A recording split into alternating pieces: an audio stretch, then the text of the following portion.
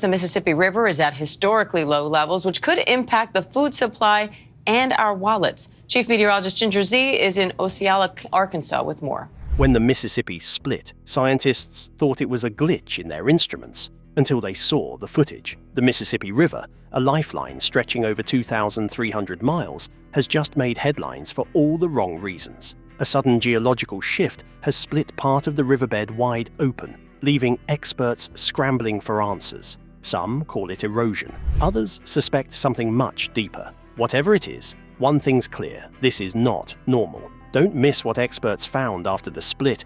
It's not what anyone expected. The discovery that shocked scientists. Back in 2021, coastal geologist Alex Kolker was doing what many of us did during the pandemic, scrolling through satellite imagery online. But unlike our casual browsing, his discovery would reveal something truly astonishing.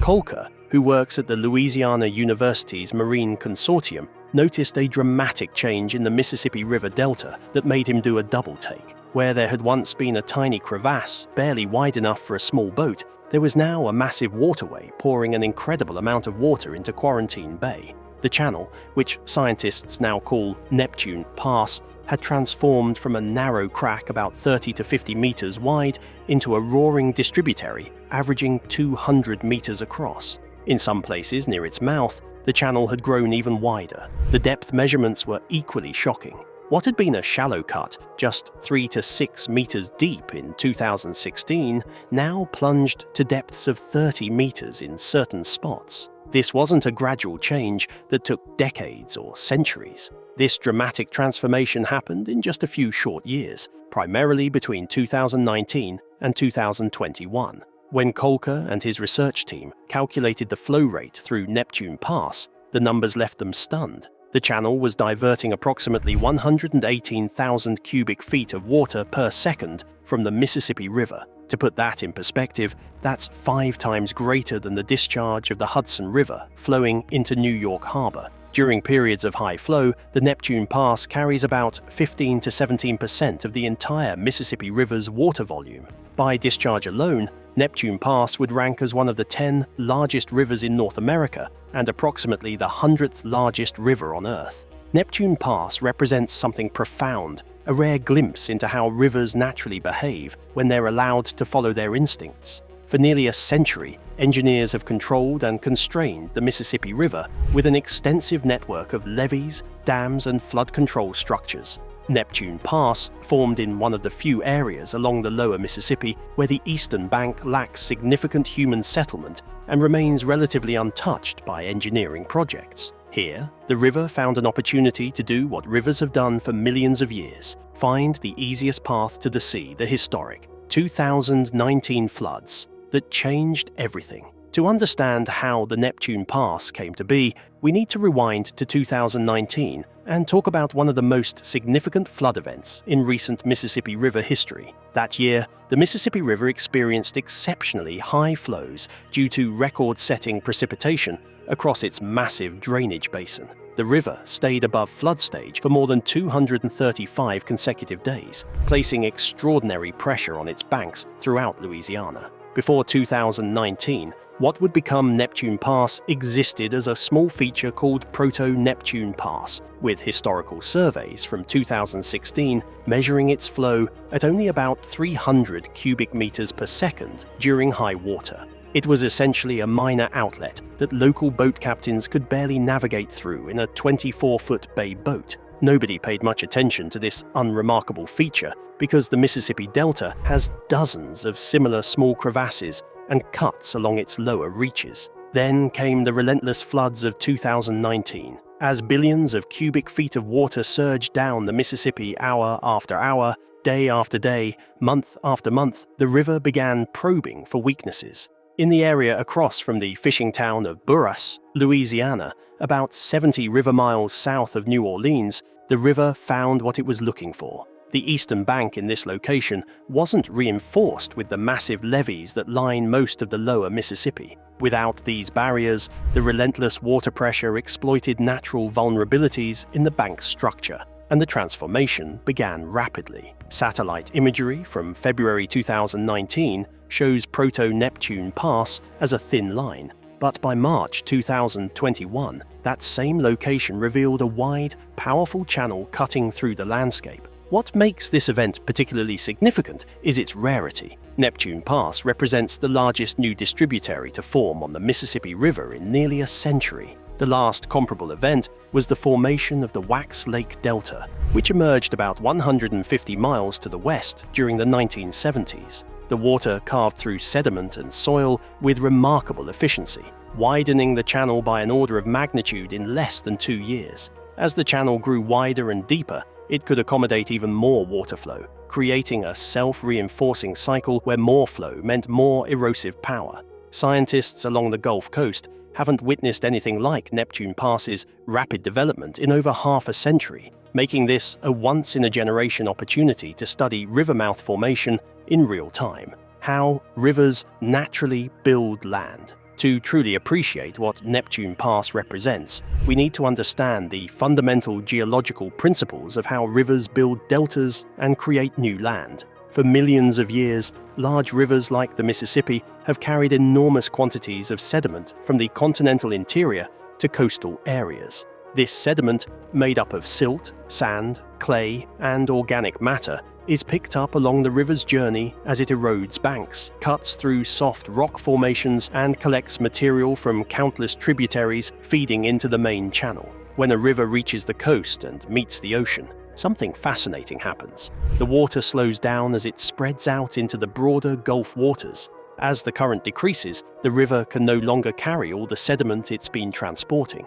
The heavier particles settle out first, followed by progressively finer materials. Over time, these sediment deposits accumulate, building up underwater features that eventually rise above the waterline to form new land. This is how river deltas are born, and how they continue to grow over geological timescales. The Mississippi River system has been practicing this land-building process for millions of years. Before modern engineering intervened, the river would naturally shift its course, find new outlets, create distributary channels, and deposit sediment across a wide coastal plain. These natural processes created the vast Louisiana Delta that exists today, a landscape that wouldn't exist at all without Mississippi's sediment delivery system. In fact, if not for the sediment carried by the Mississippi River over thousands of years, most of Louisiana and a substantial portion of Mississippi wouldn't exist above water. Prior to 1900, the Mississippi River transported an estimated 400 million metric tons of sediment per year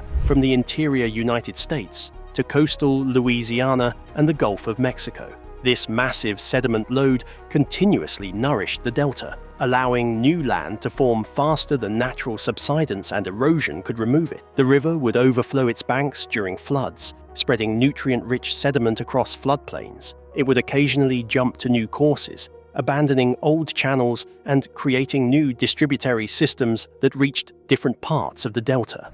Neptune Pass is giving scientists a front-row seat to watch these ancient geological processes in action. As water diverts through Neptune Pass, it carries sediment into Quarantine Bay and Bay de Ness. When the water slows in these bays, the sediment drops out of suspension and begins accumulating on the bay floor. Research teams led by coastal geologist Alex Kolker have documented this land-building process through detailed surveys and sediment core samples. Between 2019 and 2022, approximately 6 million cubic yards of sediment were diverted from the Mississippi through Neptune Pass and deposited into these bays. Some of this new land is already visible above the waterline during periods of low water, with aquatic vegetation taking root, a sign that the delta building process is well underway. The engineering that changed everything. The story of Neptune Pass cannot be told without understanding how dramatically humans have altered the Mississippi River over the past century and a half. When settlers began moving into the Mississippi River Valley in large numbers during the 1800s, they faced a fundamental problem with seasonal floods destroying crops, homes, and infrastructure. The levee-building effort began in earnest during the mid-1800s and expanded dramatically throughout the 20th century, creating massive earthen walls designed to keep floodwaters confined to the main channel. While these levees accomplished their primary goal of protecting human settlements and agricultural lands, they fundamentally changed the river's behavior in ways engineers didn't fully anticipate. By constraining the river within levees, engineers prevented the natural process of sediment distribution across the floodplain. And when levees blocked this natural process, the delta stopped receiving the sediment it needed to maintain itself. Additional human modifications compounded the problem dramatically. Engineers constructed numerous dams on the Mississippi and its major tributaries, particularly the Missouri and Ohio rivers, which trap sediment in their reservoirs and prevent it from reaching the Gulf. The Army Corps of Engineers also implemented programs to straighten the river's course by cutting across meandering bends, reducing the river's length and increasing its current velocity. Bank revetments prevented natural erosion that would normally contribute sediment to the system, while soil conservation programs upstream reduced the amount of sediment entering the river. All these interventions worked together to choke off the delta's natural sediment supply. The cumulative impact of all these changes has been staggering. During the last 2 decades, the Mississippi River has transported only about 145 million metric tons of sediment per year, less than half the historical rate of 400 million metric tons. Meanwhile, Louisiana's coastal wetlands have suffered catastrophic land loss, with more than 2,000 square miles of Louisiana's delta already sunk below the waterline and eroded into the Gulf. Breton Sound, where Neptune Pass is building new land, has lost approximately 42% of its wetlands over the past century due to this combination of reduced sediment input, subsidence, sea level rise, storm damage, and canal construction. A window into the river's natural behavior. Neptune Pass offers scientists something extraordinarily valuable: observational data on how a large river distributary develops naturally in real time. Throughout most of human history, rivers around the world freely formed and abandoned distributary channels as part of their natural behavior. But the development of modern surveying technology coincided with an era when most major rivers became heavily engineered and controlled. The Mississippi River has historically experienced numerous changes to its main course over geological time, shifting between various distributary channels as old routes became clogged with sediment or new, more efficient paths opened up. However, modern flood control infrastructure has essentially frozen the river in place, preventing the natural channel switching that characterized the river's behavior throughout its geological history, which makes Neptune Pass incredibly valuable for scientific study. Research teams are now documenting every aspect of Neptune Pass's development with modern technology.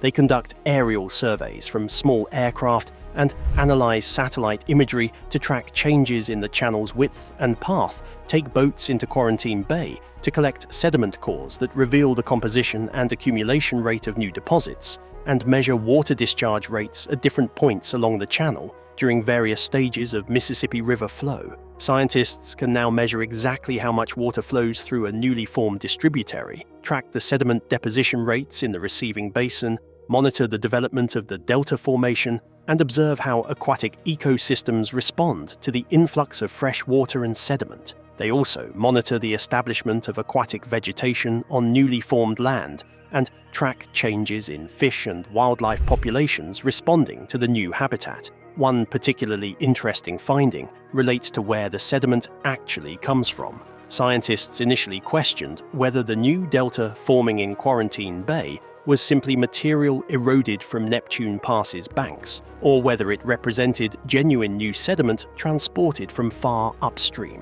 By analyzing sediment cores and comparing them with material from various sources, researchers determined that the new delta is 56 to 79% larger than the volume of material excavated from Neptune Pass itself. This proves that Neptune Pass is genuinely building new land using sediment collected by the Mississippi River along its 2,340-mile journey from Minnesota to Louisiana, validating theoretical predictions about how river diversions can create new coastal land. The coastal restoration debate. Neptune Pass has become a central part of the discussion about Louisiana's coastal future. The state continues to lose wetlands at one of the fastest rates in the United States, and the question of how to stop this loss has divided experts and communities. Coastal scientists believe that reconnecting the river with its wetlands through engineered sediment diversions is the most effective solution. This concept forms the foundation of Louisiana's Coastal Master Plan,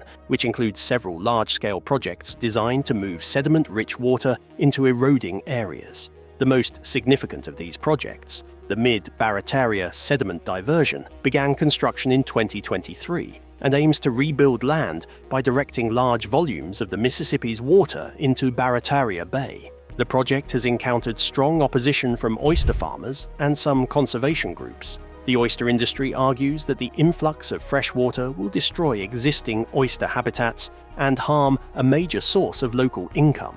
In 2024, several lawsuits were filed to stop construction, citing environmental and economic damage. Conservationists have also raised concerns about the diversion's potential impact on endangered species and questioned whether it can deliver enough sediment to justify its cost. Neptune Pass has become an important case study in this broader debate. Supporters of sediment diversions view it as evidence that reconnecting the river to its wetlands works. Around Neptune Pass, fish and crab populations have increased, and aquatic vegetation is spreading through Bay de Ness. These visible changes provide measurable proof that natural sediment delivery can rebuild wetlands. Advocates believe that projects modeled after Neptune Pass could achieve similar results with more control over timing and water flow. The navigation challenge. While scientists celebrate Neptune Pass for its ecological benefits, the maritime industry views it as a threat to navigation.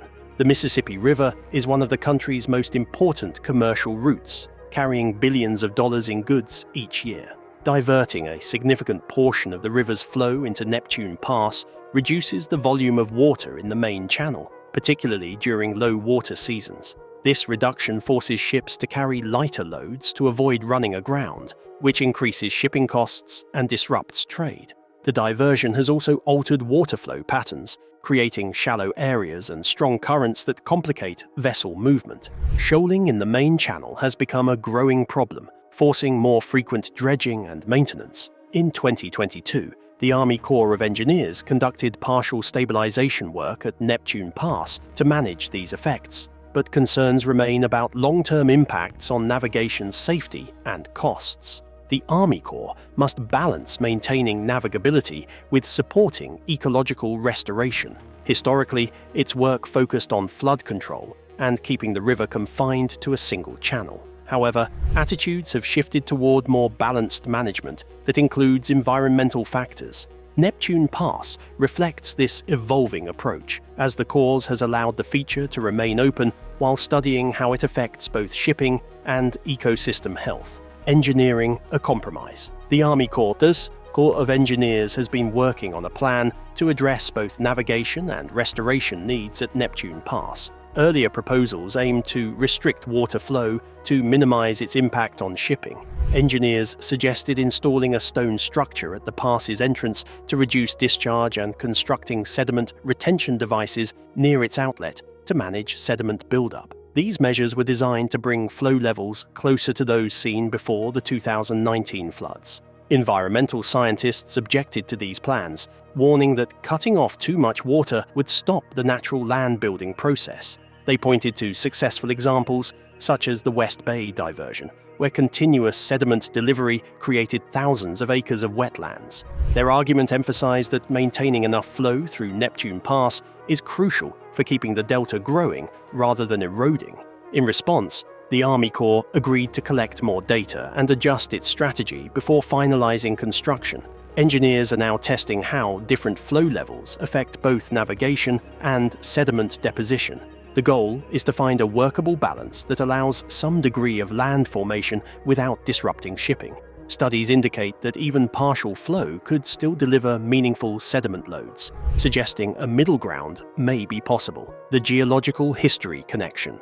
To understand Neptune Pass fully, it is necessary to consider the Mississippi River's geological history. The river's modern shape began forming during the last ice age, when glaciers covering much of North America advanced and retreated over thousands of years. These movements carved valleys, deposited sediment, and determined the drainage paths that remain today. When the glaciers melted about 12,000 years ago, vast amounts of water created the channels that eventually became the Mississippi. St. Anthony Falls, in Minneapolis, illustrates the natural evolution of these river systems. The falls originally formed miles away from their current location and gradually retreated upstream as erosion wore away softer rock layers beneath harder ones. Over thousands of years, this process reshaped the river's landscape until the falls stabilized at their present site with the help of modern engineering. Throughout history, the Mississippi has repeatedly changed its course, forming new channels and abandoning old ones. These shifts are preserved in geological records as layers of sediment showing how the river continually adjusts to find more efficient routes to the sea. Neptune Pass is part of this ongoing process, demonstrating that the river is still capable of altering its course despite human attempts to contain it. The future implications. Neptune Pass raises important questions about how humans manage large rivers in a changing climate. Rising sea levels and stronger storms threaten existing infrastructure, while Louisiana's coastline continues to erode. Flooding events like the one in 2019 that created Neptune Pass are expected to become more frequent. These conditions challenge traditional flood control methods and highlight the need for flexible, adaptive management strategies. Some scientists warn that the Mississippi could eventually abandon its current route altogether. A major flood could force the river to shift west into the Atchafalaya Basin, bypassing Baton Rouge and New Orleans. The old river control structure, built to prevent this, is under constant stress, and its failure would have severe economic and environmental consequences. Past flood events have already shown how close this scenario can come to reality. Neptune Pass shows both the risks and opportunities of allowing the river to behave more naturally. It demonstrates that controlled diversions can build land and improve ecosystems without catastrophic outcomes. The experience is influencing future restoration projects across Louisiana and drawing attention from other delta regions around the world. As climate change continues to reshape coastal environments, approaches that work with natural forces may offer the most practical path forward. The story of Neptune Pass reminds us that rivers are dynamic, living systems with their own patterns and behaviors that span timescales far longer than human civilizations. What began as a tiny crack in the riverbank has grown into one of North America's largest river channels by volume, building new land and creating habitat at a pace that surprises even experts who study these processes. The conversation around this remarkable natural phenomenon reflects larger questions about how we coexist with powerful natural systems in an era of rapid environmental change. What's your take on Neptune Pass? Should engineers work to restrict its flow to protect navigation? Or should we let the river continue building new land naturally? Drop your thoughts in the comments below.